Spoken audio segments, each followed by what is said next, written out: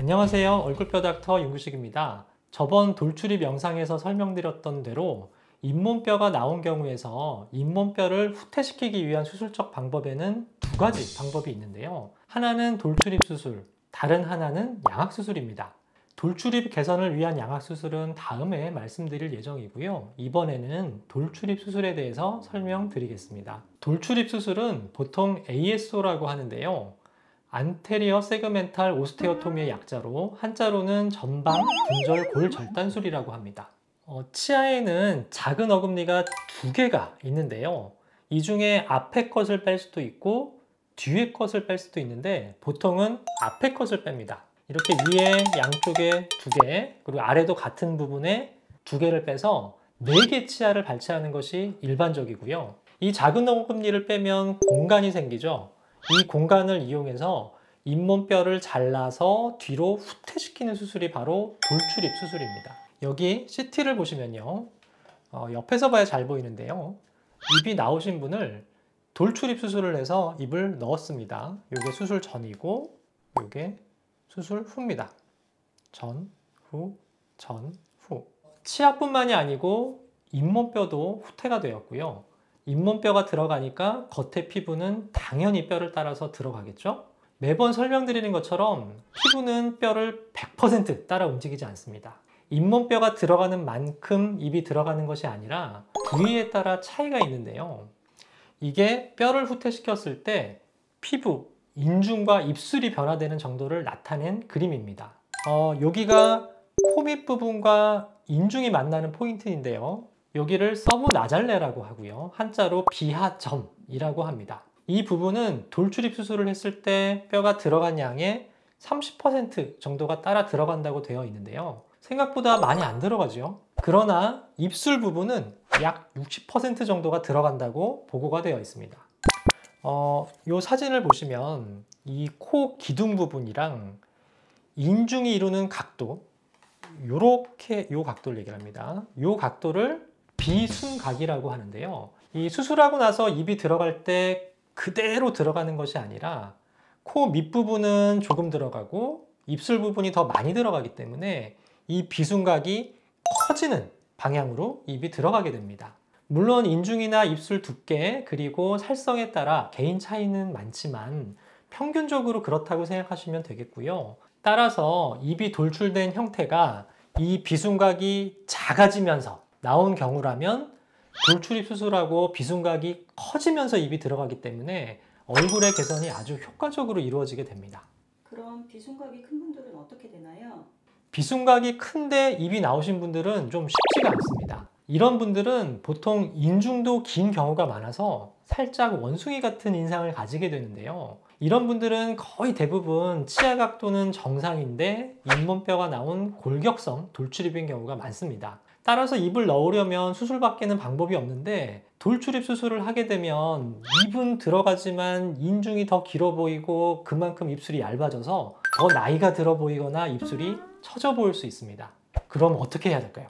그쵸? 인중 축소 수술이나 또는 입술에 필러를 넣어서 얇아진 입술을 두껍게 해야만 좋은 얼굴을 만들 수 있습니다.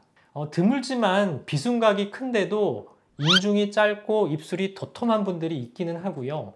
경험상 이런 분들은 돌출입 수술 후에 비순각 변화가 크지 않아서 따로 입술의 보완이 필요하지 않은 경우가 대부분입니다. 돌출입 수술을 하면 팔자주름이 깊어진다던데 맞나요? 그건 어떤 환자분한테는 그렇고요. 또 다른 환자분한테는 안 그럴 수 있어요.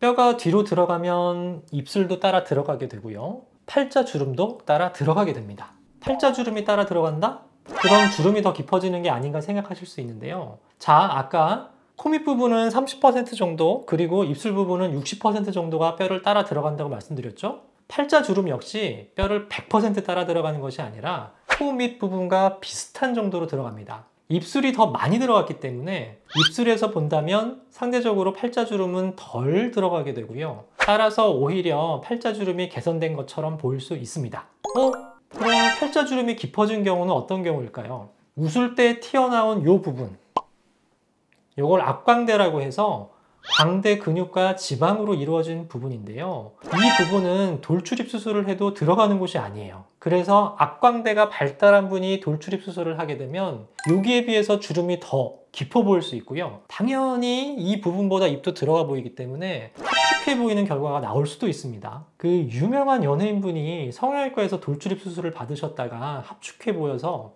다시 역교정으로 입을 빼신 분이 있는데요. 그분의 경우가 이렇게 이 앞광대가 발달한 분이에요. 따라서 이런 경우에서 과도하게 입을 넣는 것은 좋지가 않고요. 수술 후에 팔자주름의 보완이 필요할 수 있습니다. 돌출입 수술의 부작용은 무엇인가요? 돌출입 수술은 양악수술과 달리 앞쪽 잇몸 뼈만 수술하는 것이기 때문에 양악수술에 비하면 그 부작용이 크지 않습니다. 하고 나서 바로 말도 할 수 있고 숨 쉬는 것도 괜찮고 붓기도 덜 붓고 여러 가지로 회복이 빠릅니다.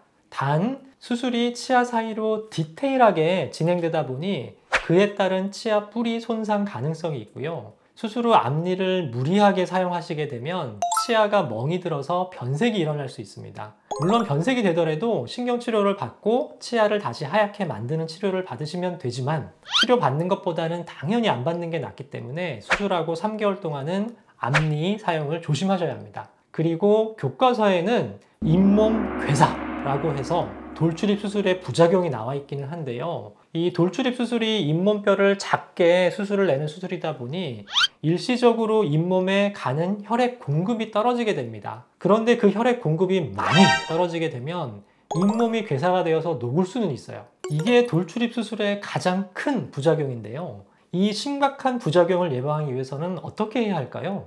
맞습니다. 혈액 공급을 유지하면 되겠죠? 돌출입 수술 시 보통 앞쪽 잇몸을 절개해서 수술하게 되는데요. 안쪽 잇몸, 그러니까 위쪽은 입천장, 그리고 아래는 뭐라고 해야 되죠? 그 혀 쪽 잇몸은 건드리지를 않습니다.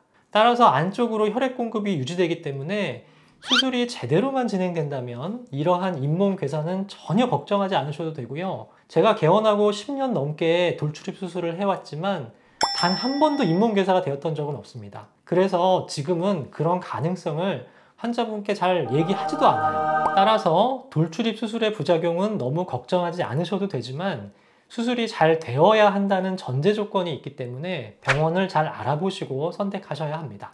자, 오늘의 요점 정리는요. 비순각이 작고 입술이 도톰한 경우에서 돌출입 수술의 효과가 좋으며 비순각이 크고 입술이 얇다면 수술 후 입술의 보완이 필요할 수 있다. 그리고 앞광대가 발달한 경우에서 돌출입 개선 시 팔자주름이 깊어지거나 합축해 보일 수 있으므로 들어가는 후퇴량을 신중하게 결정하셔야 한다 였습니다.